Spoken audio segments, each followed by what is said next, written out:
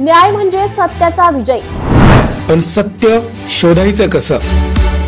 न्यायासाठीचा प्रवास सोपा आहे का? तुमच्या हक्कांची संपूर्ण माहिती आहे का? कायद्याचे गूढ उलगडणार, सत्य समजावून सांगणार तज्ञ वकील. महत्त्वाच्या कायद्यांपासून ते गुंतागुंतींच्या प्रकरणांपर्यंत स्पष्ट उत्तर, ठोस मार्गदर्शन. एक व्यासपीठ जिथे प्रत्येक प्रश्नाला मिळेल योग्य उत्तर. लवकरच येत आहे कायद्याचा नवा कट्टा, फक्त BBS न्यूज नेटवर्क 24 तासवर, जिथे प्रत्येक शब्दाला असतो न्यायाचा आधार.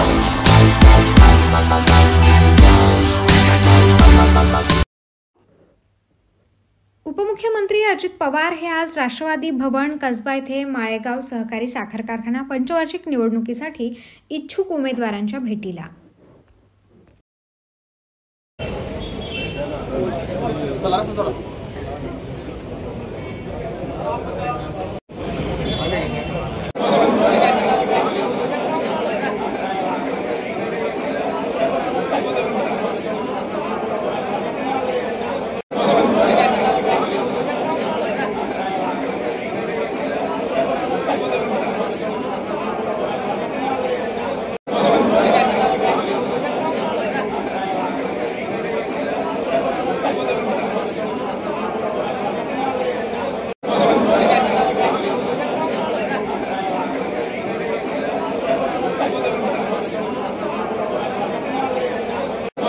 नाशिक महानगरपालिका सार्वजनिक आरोग्य विभागाच्या वतीने जाहीर निवेदन. शहरात वाढत्या तापमानामुळे उष्माघात अर्थात हीट स्ट्रोक होण्याची शक्यता नाकारता येत नाही. अशा वेळी उपचार न केल्यास डिहायड्रेशनमुळे मृत्यू ओढावू शकतो. म्हणूनच वाढत्या तापमानात फार वेळ कष्टाची कामे करणे टाळावे. उष्णता शोषून घेणारे काळ्या किंवा भडक रंगाचे कपडे वापरू नये. पाणी भरपूर प्यावे. बाहेर जाताना गॉगल्स, टोपी, छत्री इत्यादींचा वापर करावा. मळमळ, उलटी, थकवा येणे, ताप येणे अशी उष्माघाताची लक्षणे आढळल्यास त्वरित डॉक्टरांचा सल्ला घ्या. नाशिक महानगरपालिका नाशिकच्या वतीने जनहितार्थ प्रसारित. माजी मंत्री बच्चू कडू यांना प्रहार उमेदवाराच्या माघारीबाबत विचारणा केली असता त्यांनी याबाबत माहिती नाही असे सांगितले. स्थानिक कार्यकर्ते यांना माहिती आहे, त्यांच्याकडून माहिती घेतो. असं झालं असेल तर कारवाई करू. आमचा कार्यकर्ता कोर्टात जायच्या तयारीत आहे. पैसे घेऊन अर्ज मागे घेतला असेल तर कारवाई करू, असे कडू यांनी स्पष्ट केले. त्यांनी त्या नेमका तिथल्या कार्यकर्त्याला माहिती आहे, मलाही पूर्ण माहिती नाही. आणि ते माहिती घेऊन असं झालं असेल तर कारवाई होईल, किंवा ते आमचा कार्यकर्ता ते कोर्टात जायच्या तयारीत आहे. टाकल्यापेक्षा आखरी उमेदवाराचं स्वतःचं व्यक्तिमत्व आहे आणि त्यांनी त्या पद्धतीनं एकतर अर्ज भरायला नाही पाहिजे. पैसे घेऊन जर मागे घेतले असेल तर उघडकीस आल्यावर कारवाई होईल ना. कोर्टात आपण गेलो आहे त्यासाठी.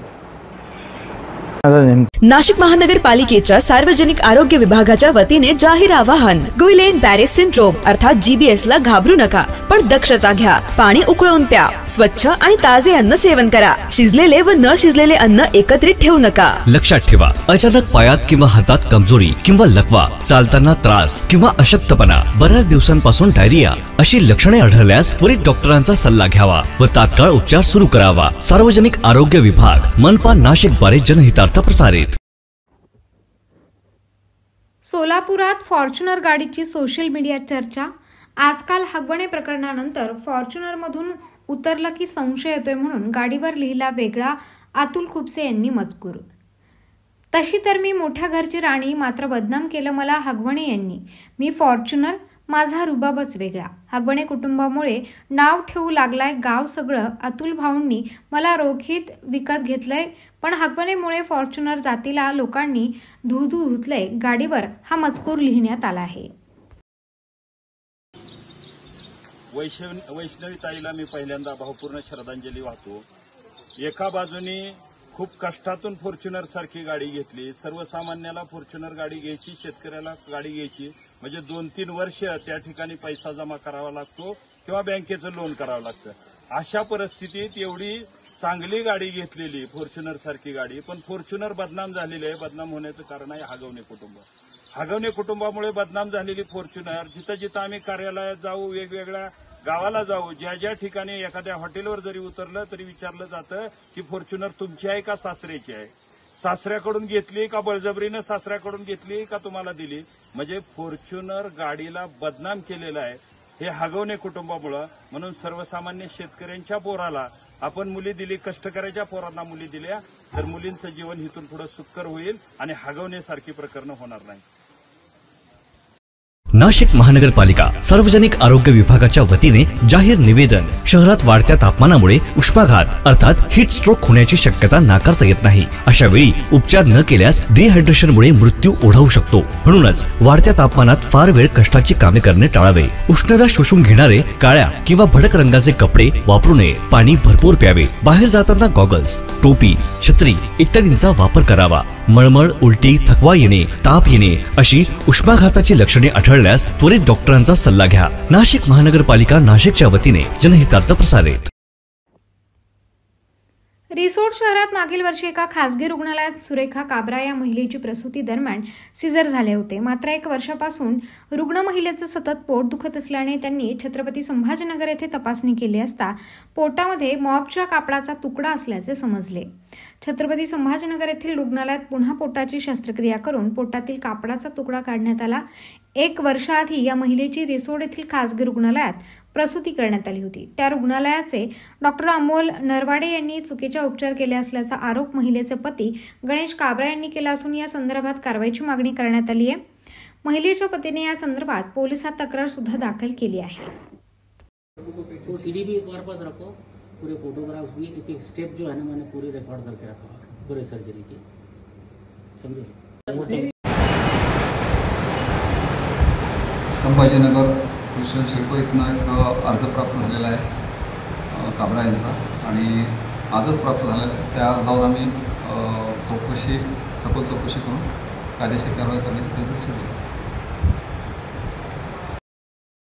नाशिक महानगरपालिकेच्या सार्वजनिक आरोग्य विभागाच्या वतीने जाहीर आवाहन. गुइलेन बॅरे सिंड्रोम अर्थात GBS ला घाबरू नका, पण दक्षता घ्या. पाणी उकळून प्या. स्वच्छ आणि ताजे अन्न सेवन करा. शिजलेले व न शिजलेले अन्न एकत्रित ठेवू नका. लक्षात ठेवा, अचानक पायात किंवा हातात कमजोरी किंवा लकवा, चालताना त्रास किंवा अशक्तपणा, बऱ्याच दिवसांपासून डायरिया अशी लक्षणे आढळल्यास त्वरित डॉक्टरांचा सल्ला घ्यावा व तात्काळ उपचार सुरू करावा. सार्वजनिक आरोग्य विभाग मनपा नाशिक द्वारे जनहितार्थ प्रसारित.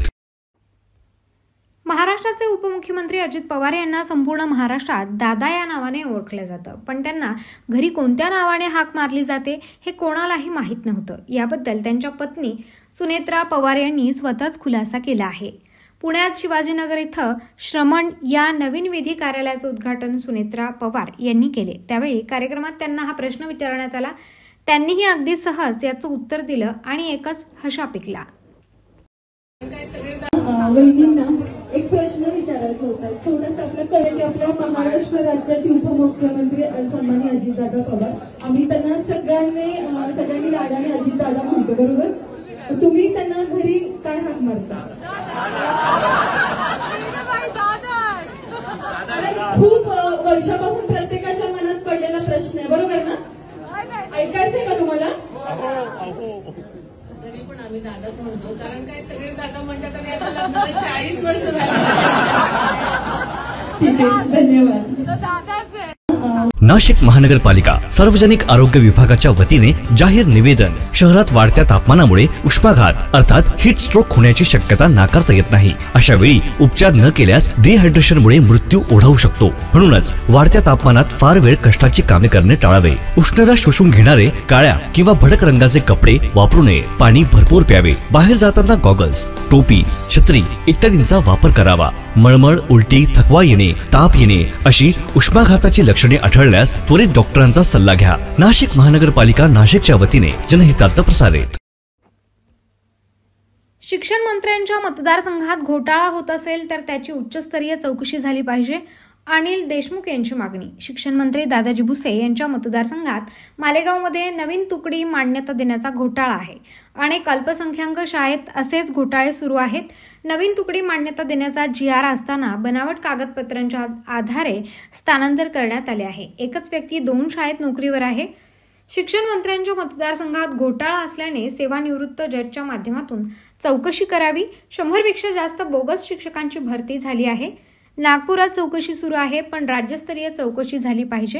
मुख्यमंत्री आणि राज्य सरकारने तशा पद्धतीचा निर्णय घ्यावा. शिक्षण मंत्र्यांच्या मतदारसंघात घोटाळा होत असेल तर त्याची उच्चस्तरीय चौकशी झाली पाहिजे.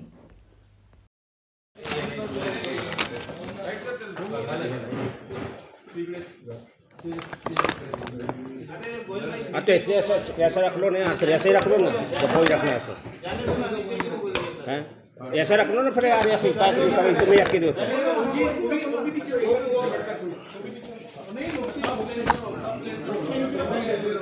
ठीक है.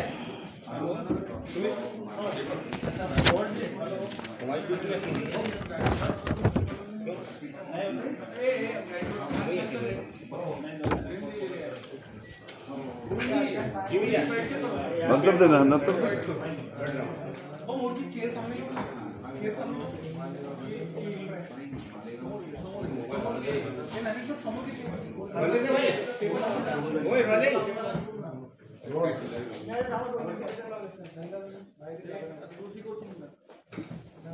झालं की सांगा.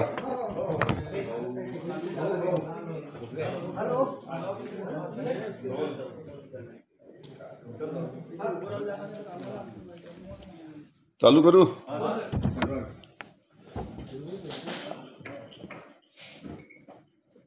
आपल्या सर्वांना कल्पना आहे की शिक्षण भरतीचा घोटाळा हा फक्त नागपूर जिल्ह्यापुरताच नाही, तर महाराष्ट्रातील अनेक जिल्ह्यामध्ये हा घोटाळा आहे. आपल्याला माहीत आहे की आपल्या राज्याचे शिक्षण मंत्री माननीय दादाजी भुसे यांचा मतदारसंघ मालेगाव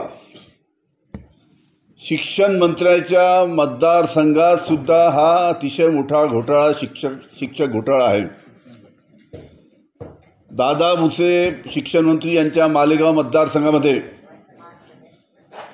नवीन तुकडीला मान्यता देणं असं आहे की नवीन तुकडीला मान्यता देऊ नये अशा पद्धतीचा GR 28 ऑगस्ट 2015ला निघाला असताना सुद्धा मालेगावमध्ये बॅकडेटमध्ये मागच्या तारखेमध्ये तुकड्यांना मान्यता देण्यात आली आणि जवळजवळ 100च्या वरती बोगस शिक्षक बनावट कागदपत्र तयार करून तिथे त्यांना नोकरी देण्यात आली. त्याचबरोबर ज्या तुकड्या दिल्या जातात त्याचं स्थलांतरसुद्धा बनावट कागदपत्र तयार करून मालेगावमध्ये झालेला आहे. त्याच्यामुळे मागेच मी सांगितलं होतं हा जो घोटाळा आहे फक्त बोगस शालार्थ ID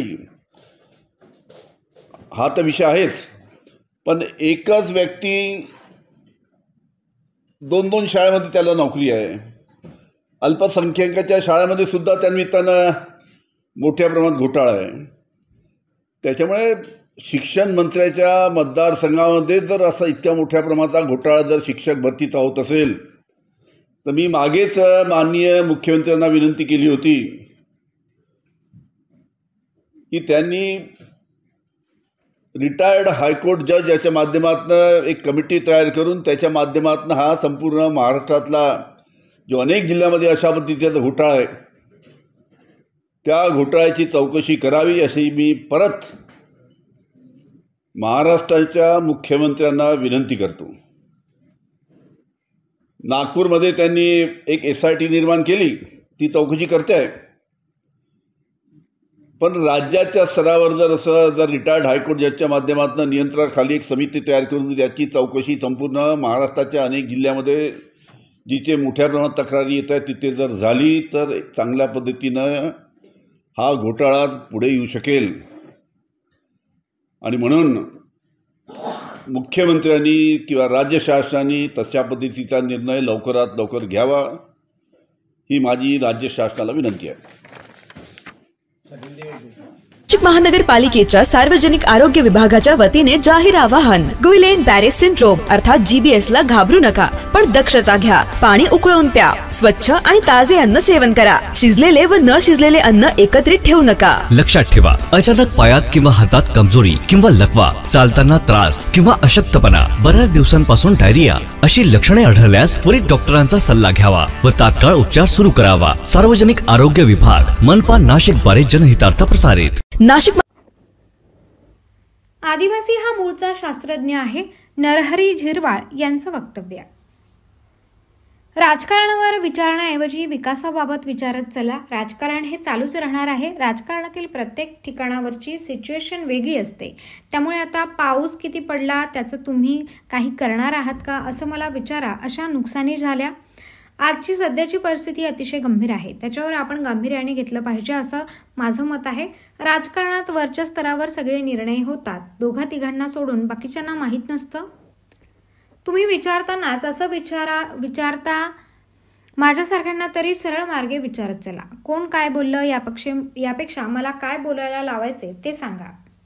कृषी मंत्री बोलले हे मी काही ऐकलेलं नाही. आता कालपासून ते सुरू झालं आहे. मध्यंतरी काय त्यांच्यावर सारखं काही ना काही चालू असतं. माझं तर मत असं आहे की काही ठिकाणी ते स्पष्टीकरण इतकं सुंदर देतात पण त्यांचं एडिटिंग तुम्ही लोक करता. जो एवढा शब्द फ्लॅश होईल अशालाच तुम्ही पुढे नेता. मी तर नेहमी सांगत असतो माझं घेणार असेल तर एकही शब्द एडिट नाही झाला पाहिजे. समाजासमोर चुकीचं आता तरी चालेल. नुकसानीचे पंचनामे करण्याच्या सक्त सूचना दिल्या आहेत. कॅबिनेटमध्ये निर्णय झालाय. पीक घरासमोर आणून ठेवलं त्याचा नुकसान झालं तरी पंचनामा करायचा. आपण याच्यावर संशोधन करणार आहोत. मी पूर्वीपासून सांगत आहे आदिवासी हा मूळचा शास्त्रज्ञ आहे. आदिवासीला विचारा तुम्ही ICU कसा आला, प्लास्टर कसा आला, हे तुमचं आरो कसा आला.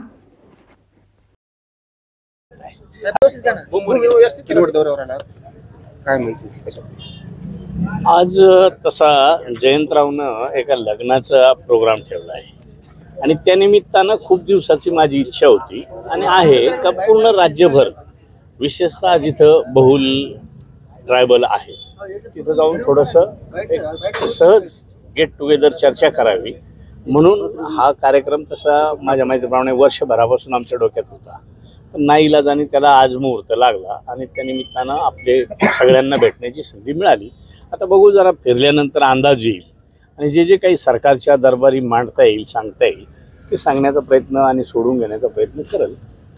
सर, राष्ट्रवादी युती मागच्या दाराने आली, आम्हाला राष्ट्रवादीची गरज नाही असं भरत गोगावलेचे पुत्र विकास गोगावले माझ्या डोक्यात एक असतं.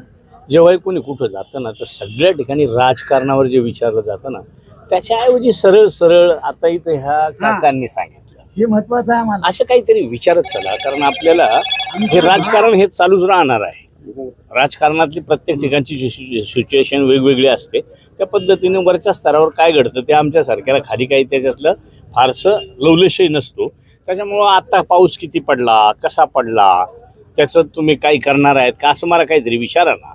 का बाबा खूप मोठ्या प्रमाणात अशा नुकसानी झाल्या, जसं आता ह्या भागात कशा नुकसानी झाल्या मला माहीत नाही, पण काही ठिकाणी हळदीच्या झाल्या, केळीच्या झाल्या, आंब्यांच्या झाल्या, कांद्याच्या झाल्या. आजची सध्याची परिस्थिती ही आहे, अतिशय गंभीर आहे.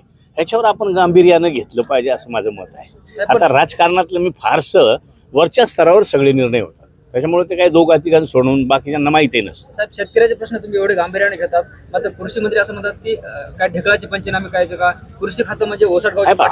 तुम्ही नेमकं विचारतानाच असं विचारताना माझ्यासारख्या तरी सरळ मार्गे विचारायचं ना. कोण काय बोललं याच्यापेक्षा मला काय बोलायला लावायचं आहे ते बोलायला सांगा. कृषी मंत्री बोलले, आता मी काय ऐकलेलं नाही. आता काल परवापासून ते सुरू झालंय. मध्यंतरी काय त्यांच्यावर सारखं काही ना काही चालू असतं आणि माझं तर मत असं आहे काही ठिकाणी ते स्पष्टीकरण इतकं सुंदर देतात पण त्याचं एडिटिंग तुम्ही लोक करता आणि कुठंतरी जो एखादा शब्द फ्लॅश होईल अशालाच पुढे नेता. पण मी तर नेहमी सांगत असतो माझं जर घेणार असेल तुम्ही तर एकही शब्द एडिट झाला नाही पाहिजे. मी चुकलो असेल, चुकीचं बरोबर चुकीचं आलं समाजासमोर तरी चालेल. नांदेडला मोठ्या प्रमाणात पाऊस पडलाय पण आजपर्यंत शेतकऱ्यांचे पंचनामे सुद्धा झाले नाही. पंचनामे झाले नसतील असं मला नाही वाटत. पंचनाम्यांना तशा सक्त सूचना दिलेल्या आहेत. फक्त एकच होतं का पूर्वीच्या रूल प्रमाणे जे क्लेम केला जातो त्याचा रूल असा आहे का शेत काढणीपूर्वी नुकसान झाली तर त्याला पंचनामा होतो किंवा तर त्याला क्लेम होतो. पण आता मागच्या मला वाटतं उद्या दुसरी कॅबिनेट असेल मंगळवार, पाठीमागच्या 2 कॅबिनेटच्या वेळेला असा निर्णय झाला. पूर्ण महाराष्ट्रभर जेव्हा ही परिस्थिती गंभीर झाली त्यावेळेला असं ठरलं का शेत काढणीला येऊ, काढलेला असो वा काढलेलं नसो, किंवा एखाद्यानं दारात आणून ठेवला त्याला तो साठवायचा असेल. फॉर एक्झाम्पल कांदा, हळद, भुईमूग किंवा उडीद अशी जी काही पिकं घेतली जातात ती घराजवळ आणून ठेवल्यावर क्लेमच्या संदर्भातला नियम असा होता का तो तुम्ही आळस केला. पण आता शेतकरी म्हणला तर त्याला 12 कामं 15 कामं, आणि मग त्यावेळेला ते काही शक्य होत नाही. म्हणून घरात आणून किंवा घरही उडून गेलं घरात ठेवल्यावर, मग त्याचा पंचनामा नाही करायचा का असं म्हणून आता तेही पंचनामे करायला सुरुवात केलेली आहे. तर माझी विनंती आहे तुम्हाला, आपल्या मार्फत त्या ठिकाणी जाऊ द्या, राहिलेले पंचनामे सुद्धा करून घ्या. मराठवाड्यातील एकमेव जंगल असलेलं किनवटचं जंगल आहे आणि किनवटच्या जंगलामध्ये मोठ्या प्रमाणात वनौषधी उपलब्ध आहे. त्या अनुषंगाने अन्न प्रशासन मंत्री तुम्ही आहात, तर त्याच्यावर काही सर्जिकल किंवा समजा आपण सर्च किंवा संशोधन काही होऊ शकते काय करणार आहे आपण. कालही योगायोगानं मुख्यमंत्री महोदयांनी जे आपलं राज्याचं आरोग्य विज्ञान विद्यापीठ आहे तिथं काही चांगली डेव्हलपमेंट आलेली आहे. त्या ठिकाणी जो कार्यक्रम झाला त्या कार्यक्रमात सर्चचा विषय आला का आपण सगळं हे विद्यापीठ वगैरे तपासणी डिग्र्या वगैरे घेतो, पण जे सर्च व्हायला पाहिजे ते होत नाही. अशा पद्धतीनं आयुर्वेदावर मग त्या आदिवासी विभागाचं TRTI असेल किंवा त्यांचं कामच ते आहे, तर तशा पद्धतीनं सर्च करून FDA म्हणूनच नाही तर हा माझा छंद आहे का मी पूर्वीपासून सांगत असतो का आदिवासी हा तसा मूळचा शास्त्रज्ञ आहे. त्याच्यामुळं त्याला विचारा तुम्ही ICU कसा आला, प्लॅस्टर कसं आलं, हे तुमचं आरो प्लॅन्ट कसा आला, का जे पूर्वी ग्रामीण भागात मग तो आदिवासी असू द्या नाही तर जनरल असू द्या सगळ्यांना हे माहीत होतं. त्यांचा आदर्श घेऊनच हे आरो आले. नसेल तर पूर्वी आपण वाळू माती उकरून त्याला बांध घालून पाणी उपसून आणि मग पेत होतो. आता ते तुम्हाला नसेल आठवत, पण मी बाकी गुडघ्यावर राहून पाणी प्यालंय. त्याच्यामुळं त्याच्यानंतर आरो आलाय, ICU सुद्धा नंतर आलाय. ह्या गोष्टीचं सर्च झालं पाहिजे, त्या मताशी मी सहमत आहे. निश्चित आपण त्याच्यावर काम करू. साहेब, नागालँडमध्ये 7 आमदार राष्ट्रवादीला सोडून गेले. अजित पवारांना हा मोठा धक्का मानला जातो. कुठं? नागालँडमध्ये. काय रे बाबा, मी तर सांगितलं ना, राजकारण मला तू महाराष्ट्राचं सुद्धा विचारू नको. एक 6 महिने अगोदर वाटल्यास आपण मी येऊन भेटतो, त्यावेळेला मला पूर्ण राजकारणावर बोल. आता आमचा वेळ राजकारणावर नेऊच नका ना. एकदा माणूस निवडून गेला का तो सगळ्यांचा. त्याच्यामुळं नागालँड आणि महाराष्ट्र काय त्याच्यात धक्क्यासन वगैरे हे सकाळ संध्याकाळ चालूच राहतं. असू द्या, पण हे सकाळ दुपार संध्याकाळ राजकारणाचं असं काहीच बोलू नका. एकदा घडी बसली ना पुन्हा उचकायचा प्रयत्न करू नका किंवा गैरसमज पसरवण्याचा प्रयत्न करू नका, अशी माझी आपल्याला विनंती आहे. धन्यवाद. नाशिक महानगरपालिका सार्वजनिक आरोग्य विभागाच्या वतीने जाहीर निवेदन. शहरात वाढत्या तापमानामुळे उष्माघात अर्थात हीट स्ट्रोक होण्याची शक्यता नाकारता येत नाही. अशा वेळी उपचार न केल्यास डिहायड्रेशनमुळे मृत्यू ओढावू शकतो. म्हणूनच वाढत्या तापमानात फार वेळ कष्टाची कामे करणे टाळावे. उष्णता शोषून घेणारे काळ्या किंवा भडक रंगाचे कपडे वापरू नये. पाणी भरपूर प्यावे. बाहेर जाताना गॉगल्स, टोपी, छत्री इत्यादींचा वापर करावा. मळमळ, उलटी, थकवा येणे, ताप येणे अशी उष्माघाताची लक्षणे आढळल्यास त्वरित डॉक्टरांचा सल्ला घ्या. नाशिक महानगरपालिका नाशिकच्या वतीने जनहितार्थ प्रसारित. वाहन भाडे तत्वावर घेऊन दरमहा भाड्याचे आमिष दाखवून शिरपूर व परिसरातील वाहनधारकांची तब्बल 20 लाख रुपयांची फसवणूक केल्याचा प्रकार उघडकीस आलाय. या प्रकरणी शिरपूर पोलीस ठाण्यात भारतीय न्याय संहिता 2023 अंतर्गत कलम 316(2) व 318(4) नुसार गुन्हा दाखल करण्यात आला असून एका आरोपीस अटक करून 9 चारचाकी वाहने जप्त करण्यात आली आहेत. फिर्यादी राहुल संतोष बावा वय वर्ष 27 यांच्या तक्रारीनुसार त्यांच्याकडील स्कॉर्पिओ व बोलेरो पिकअप ही वाहने आरोपी मुकेश अशोक लोहार याने जानेवारी 2025 मध्ये सोनगीर टोल नजीकच्या रस्ते बांधकामासाठी भाडे तत्वावर घेतली. दरमहा प्रत्येकी 26,000 भाड्याचे आश्वासन दिले होते. सुरुवातीला 1 महिन्याचे भाडे दिल्यानंतर उर्वरित पैसे न देता वाहने परतही केली नाहीत. तपासादरम्यान समोर आले की आरोपीने फक्त फिर्यादीचीच नव्हे तर आणखी 6 वाहनधारकांची Scorpio, Swift, Ciaz, Xcent, Bolero अशा 9 गाड्या भाड्याच्या बहाण्याने घेऊन त्यांची विक्री, गहाणठेव अथवा लपवा-छपवी केली. पोलीस निरीक्षक किशोर कुमार परदेशी यांच्या मार्गदर्शनाखाली तपास पथकाने आरोपीला शिरपूर येथील करवंद नाका येथे एक्सेंट गाडीसह ताब्यात घेतले. त्यानंतर सखोल चौकशीत त्याने उर्वरित वाहने विविध ठिकाणी लपवल्याचे उघड केले. पोलिसांनी 3 पथकांची स्थापना करून केलेल्या शोध मोहिमेमध्ये सर्व 9 वाहने जप्त करण्यात आली, ज्यांची एकूण अंदाजित किंमत 20,50,000 इतकी आहे. पुढील तपास पोलीस करत आहेत.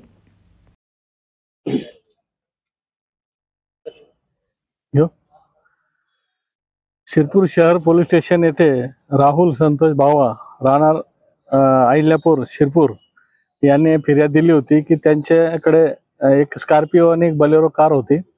बलेरो गाडी होती ती त्यांनी भाड्याने मुकेश अशोक लोहार राहणार आमोदा शिरपूर याला 26,000 रुपये भाड्याने दिलेली होती आणि 26,000 रुपये भाड्याने प्रत्येक गाडी ठरलेली होती.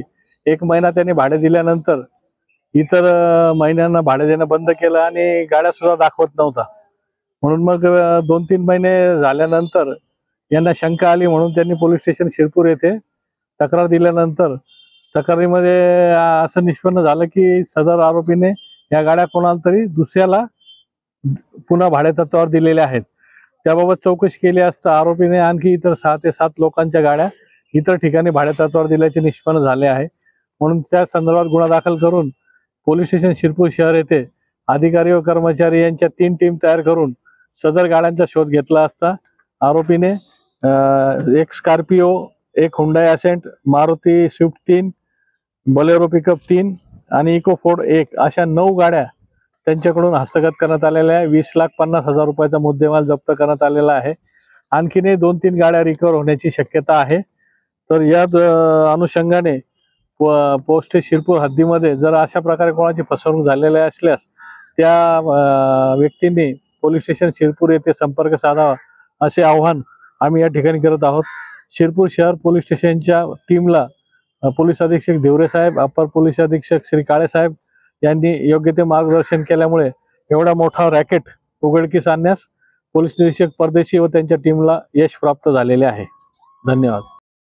नाशिक महानगरपालिकेच्या सार्वजनिक आरोग्य विभागाच्या वतीने जाहीर आवाहन. गुइलेन बॅरेस सिंड्रोम अर्थात GBS ला घाबरू नका, पण दक्षता घ्या. पाणी उकळून प्या. स्वच्छ आणि ताजे अन्न सेवन करा. शिजलेले व न शिजलेले अन्न एकत्रित ठेवू नका. लक्षात ठेवा, अचानक पायात किंवा हातात कमजोरी किंवा लकवा, चालताना त्रास किंवा अशक्तपणा, बऱ्याच दिवसांपासून डायरिया अशी लक्षणे आढळल्यास त्वरित डॉक्टरांचा सल्ला घ्यावा व तात्काळ उपचार सुरू करावा. सार्वजनिक आरोग्य विभाग, मनपा नाशिक द्वारे जनहितार्थ प्रसारित. महानगरपालिका निवडणुका संदर्भात आता तरी माहिती नाही. आयुक्त नवल किशोर राम. काय खरं तर माझा काही एजेंडा राहणार नाही. एजेंडा जे आहे या ठिकाणी जे शहरच्या लोकांचे काय एजेंडा आहे त्याच्यावर मी काम करणार. बेसिकली शहरांमध्ये जे बेसिक असते आपलं basic amenities like water supply, स्वच्छता, त्याच्यानंतर रोड वगैरे चांगले असलं पाहिजे किंवा आपल्याकडे ट्रॅफिकची स्थिती माहीत आहे. तर पुण्याचे जे काही इश्यूज आहेत त्याची जाणीव मला आहे, कारण या ठिकाणी मी कलेक्टर पण होतो 2-2.5 वर्ष. थोडं मला असं वाटतं की या ठिकाणी महापालिका प्रशासन तर्फे अजून जास्त चांगलं काम करायची गरज आहे. त्या ठिकाणी ते जे प्रशासकीय जे आमची यंत्रणा आहे त्या लोकांमध्ये जास्तीत जास्त कसं डिसिप्लिन आणता येईल किंवा ट्रान्सपरन्सीचा जो काही विषय आहे ते कसं वाढवता येईल किंवा यूज ऑफ टेक्नॉलॉजी, नागरिक लोकांसाठी जे सेवा आहे ते जास्त सुलभ कसं करता येईल, हे सगळे माझ्या नक्कीच माझे प्राथमिकतेचा विषय राहणार आहे. मला माहिती आहे की या ठिकाणी बरेच काही प्रोजेक्ट्स पण पेंडिंग आहेत.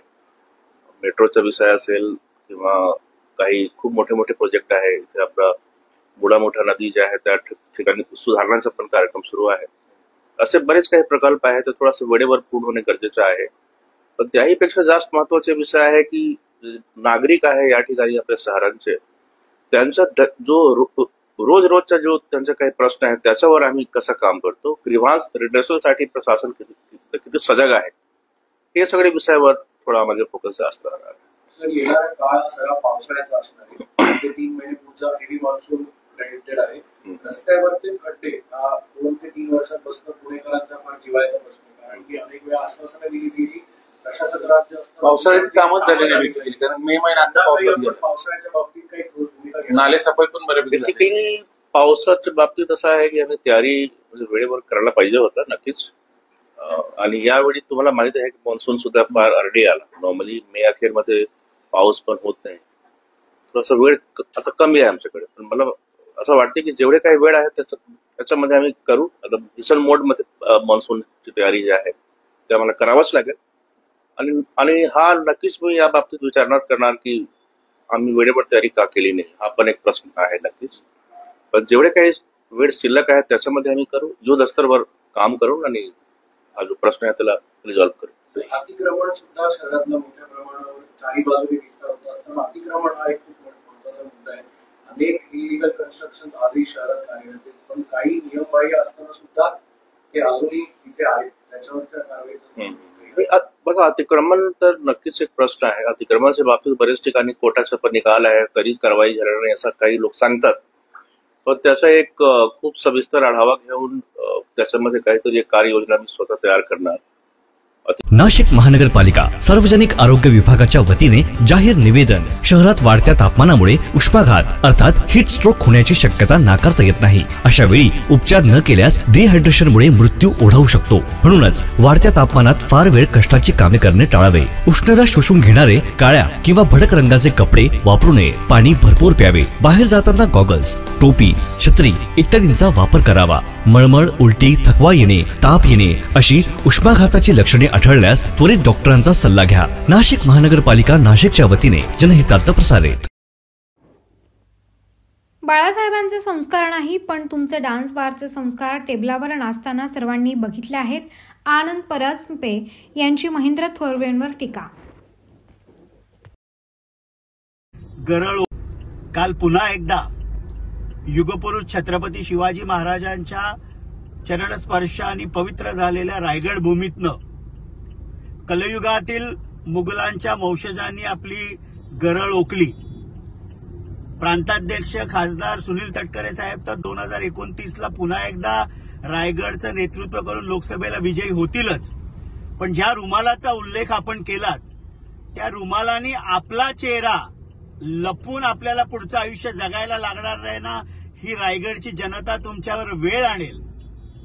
कायम प्रांताध्यक्ष खासदार सुनील तटकरे यांच्यावर खालच्या पातळीची टीका करणारे शिवसेनेचे मंत्री असतील, दोन्ही आमदार असतील, हे महायुतीमध्ये मुघलांप्रमाणे कायम आक्रमण करत असतात. आणि महेंद्र थोरवेंचं तर मला खास करून आश्चर्य वाटतं की मी बाळासाहेबांचा शिवसैनिक आहे. मला त्यांना आठवण करून द्यायची की 2019 मध्ये तर शिवसेनेमध्ये त्यांचा प्रवेश झाला. बाळासाहेबांचे संस्कार नाहीत, पण तुमचे डान्स बारचे संस्कार टेबलवर नाचताना अखंड भारताने गुवाहाटी इथे बघितलेले आहेत. त्यामुळे महेंद्र दळवी, महेंद्र थोरवे आपल्या अवकादीत राहा आणि पुन्हा प्रांताध्यक्ष खासदार सुनील तटकरे यांच्या नादाला लागू नका. नाशिक महानगरपालिकेच्या सार्वजनिक आरोग्य विभागाच्या वतीने जाहीर आवाहन. गुइलेन बॅरेज सिंड्रोम अर्थात GBS ला घाबरू नका, पण दक्षता घ्या. पाणी उकळून प्या. स्वच्छ आणि ताजे अन्न सेवन करा. शिजलेले व न शिजलेले अन्न एकत्रित ठेवू नका. लक्षात ठेवा, अचानक पायात किंवा हातात कमजोरी किंवा लकवा, चालताना त्रास किंवा अशक्तपणा, बऱ्याच दिवसांपासून डायरिया अशी लक्षणे आढळल्यास त्वरित डॉक्टरांचा सल्ला घ्यावा व तात्काळ उपचार सुरू करावा. सार्वजनिक आरोग्य विभाग, मनपा नाशिक द्वारे जनहितार्थ प्रसारित. बकरी ईदच्या पार्श्वभूमीवर चोपडा तालुक्यात पोलिसांनी नाकाबंदी लावलेली आहे. चोपडा शिरपूर रस्त्यावर गलंगी गावाजवळ नाकाबंदी लावली असता त्या ठिकाणी शिरपूरकडून चोपड्याकडे येणाऱ्या 2 आयशर गाड्या ताडपत्रीने बांधलेल्या गाड्यांची पोलिसांनी तपासणी केली. त्यामध्ये एकाच गाडीमध्ये 9 उंट पाय व तोंड बांधून शरीराला इजा होतील अशा परिस्थितीत कत्तलीच्या उद्देशाने मध्य प्रदेशमधून मालेगावकडे जात असल्याचे सापडले. एका गाडीमध्ये 9 उंट अशा 2 आयशर गाड्या सापडल्या असून उंटांची किंमत 9 लाख रुपये व 2 आयशर गाड्या असा 20 लाखांचा मुद्देमाल पोलिसांनी जप्त केला. तसेच चोपडा ग्रामीण पोलीस स्टेशनला 3 जणांविरोधात गुन्हा दाखल करण्यात आला असून पुढील तपास करण्यात येत असल्याचे उपविभागीय पोलीस अधिकारी अण्णासाहेब घोलप यांनी माहिती दिली. सर, ग्रामीण पोलीस स्टेशनच्या हद्दीमध्ये हुंडाची वाहतूक करणाऱ्यांवर कारवाई करण्यात आलेली आहे. काय आहे कारवाई आणि किती हे हुंड जप्त करण्यात आले आणि किती मुद्देमाल जप्त आहे? बकरीच्या अनुषंगानं आपण गलंगी आणि 17 या 2 ठिकाणी नाकाबंदी पॉईंट मागच्या 10 दिवसापासून लावलेले आहेत. उद्देश असा आहे की कत्तलीकरिता गोवंशाची वाहतूक या रस्त्यावरून होऊ नये, त्याला प्रतिबंध व्हावा. काल नाकाबंदी सुरू असताना गलंगी गावामध्ये साधारण दुपारी 1:30च्या सुमारास 2 आयशर टेम्पो शिरपूरकडून चोपड्याकडे येताना आढळले. ताडपदरीनं पॅक होते. ते थांबवून त्याची तपासणी केली तर त्याच्यामध्ये प्रत्येकी 9 उंट म्हणजे एकूण 18 उंट होते. उंटाचे पाय बांधलेले होते, तोंड बांधलेलं होतं आणि त्या छोट्याशा आयशरमध्ये असं कोंबून हे केलेलं होतं. निश्चितच हे जे उंट आहेत हे कत्तलीसाठी कुठंतरी चालले अशी संशय आला. त्या गाड्यातून आम्ही ते उंट खाली उतरवले आणि गोशाळेमध्ये ठेवले आणि त्या गाडीचे जे काय चालक वगैरे होते त्या सर्वांवर प्राणी संरक्षण अधिनियम आणि प्राण्यांचा छळ करण्याचा कायदा याप्रमाणे गुन्हे दाखल केले आहेत. साहेब कुठून कुठं जात होते काही तसं सांगितलं काही? साधारण हे जे आरोपी आहेत ते मध्य प्रदेशातील खरजना, देवास, कैसूर या ठिकाणचे आहेत. प्राथमिक चौकशीमध्ये असं दिसून येते की हे जे आहेत हे मध्य प्रदेशातून मालेगावकडं जात होते. साधारण यांची किंमत किती लावलेली याचं? साधारण सगळ्यांची मिळून 9 लाखाच्या आसपास किंमत आहे. आणि धुळे जिल्ह्यात पण काही गाड्या पकडलेल्या आहेत या उंट वाहतूक करताना. याच्यात ते गाड्यांची किंमत देखील लावण्यात आली कसं? 2 आयशर टेम्पो आहेत. साधारण 10 लाखाचे 20 लाख रुपयाचे 2 आयशर टेम्पो आहेत. अच्छा, एकूण असं 29 लाखाचे मुद्देमाल जप्त केला. नाशिक महानगरपालिका सार्वजनिक आरोग्य विभागाच्या वतीने जाहीर निवेदन. शहरात वाढत्या तापमानामुळे उष्माघात अर्थात हीट स्ट्रोक होण्याची शक्यता नाकारता येत नाही. अशा वेळी उपचार न केल्यास डिहायड्रेशनमुळे मृत्यू ओढावू शकतो. म्हणूनच वाढत्या तापमानात फार वेळ कष्टाची कामे करणे टाळावे. उष्णता शोषून घेणारे काळ्या किंवा भडक रंगाचे कपडे वापरू नये. पाणी भरपूर प्यावे. बाहेर जाताना गॉगल्स, टोपी, छत्री इत्यादींचा वापर करावा. मळमळ, उलटी, थकवा येणे, ताप येणे अशी उष्माघाताची लक्षणे आढळल्यास त्वरित डॉक्टरांचा सल्ला घ्या. नाशिक महानगरपालिका नाशिकच्या वतीने जनहितार्थ प्रसारित. दिनांक 1 रोजी कृषी विभागाच्या नाशिक जिल्हा भरारी पथकाने पोलिसांच्या मदतीने छापा टाकून सुमारे 7 लाख रुपये किमतीचे आंबा व केळी पिकाला वापरले जाणारे प्लांट ग्रोथ रेग्युलेटर पॅक्लोब्युट्रेझॉल याचा बिगर नोंदणीकृत कीटकनाशक साठा जप्त केला आहे. संशयित किशोर एकनाथ ठाकूर हे विनापरवाना कीटकनाशकांची विक्री करत असल्याबाबतची माहिती डॉक्टर जगन भाऊराव सूर्यवंशी जिल्हा गुणवत्ता नियंत्रण निरीक्षक नाशिक यांना मिळाली होती. डॉक्टर सूर्यवंशी जिल्हा गुणवत्ता नियंत्रण निरीक्षक यांनी स्वतः बनावट ग्राहक बनून संशयितास 100 लिटर पॅक्लोब्युट्रेझॉल या बिगर नोंदणीकृत कीटकनाशकांची मागणी केली असता त्याने पवित्रम हॉटेल, नांदूर नाका ते जत्रा हॉटेल बायपास रस्त्यावर वाहन क्रमांक MH15 HU 3511 मधून डिलिव्हरी देत असताना आडगाव पोलिसांच्या मदतीने कृषी विभागाच्या भरारी पथकाने छापा टाकून सदरचा मुद्देमाल जप्त केला. ही कारवाई सुनील बोरकर, संचालक महाराष्ट्र राज्य, प्रवीण देशमुख, मुख्य गुणवत्ता नियंत्रण अधिकारी महाराष्ट्र राज्य, सुभाष काटकर, विभागीय कृषी सहसंचालक नाशिक विभाग, अभिमन्यू काशीद, जिल्हा अधीक्षक कृषी अधिकारी नाशिक यांच्या मार्गदर्शनाखाली नाशिक जिल्हा भरारी पथकातील सदस्य संजय शेवाळे, कृषी विकास अधिकारी राहुल अहिरे, कृषी अधिकारी पंचायत समिती यांच्यासोबत पोलीस कॉन्स्टेबल DR पाटील व गोसावी यांच्या पथकाने केली आहे. डॉक्टर जगन भाऊराव सूर्यवंशी जिल्हा गुणवत्ता नियंत्रण निरीक्षक यांनी कीटकनाशक कायदा 1968 व कीटकनाशक नियम 1971 तसेच पर्यावरण संरक्षण कायदा 1986 अन्वये संशयित किशोर ठाकूर यांच्या विरोधात आडगाव पोलीस स्टेशन येथे गुन्हा दाखल केलाय. गुन्ह्याचा पुढील तपास पोलीस उपनिरीक्षक निकम हे करत आहेत. नाशिक विभागातील शेतकरी बांधवांनी परवानाधार विक्रेत्याकडूनच कृषी निविष्ठांची खरेदी करावी. तसंच विनापरवाना कृषी निविष्ठा विकणाऱ्या इसमांची नावे जिल्हा भरारी पथकाच्या सदस्यांना द्यावी असे आवाहन सुभाष काटकर, विभागीय कृषी सहसंचालक नाशिक विभाग यांनी केले आहे.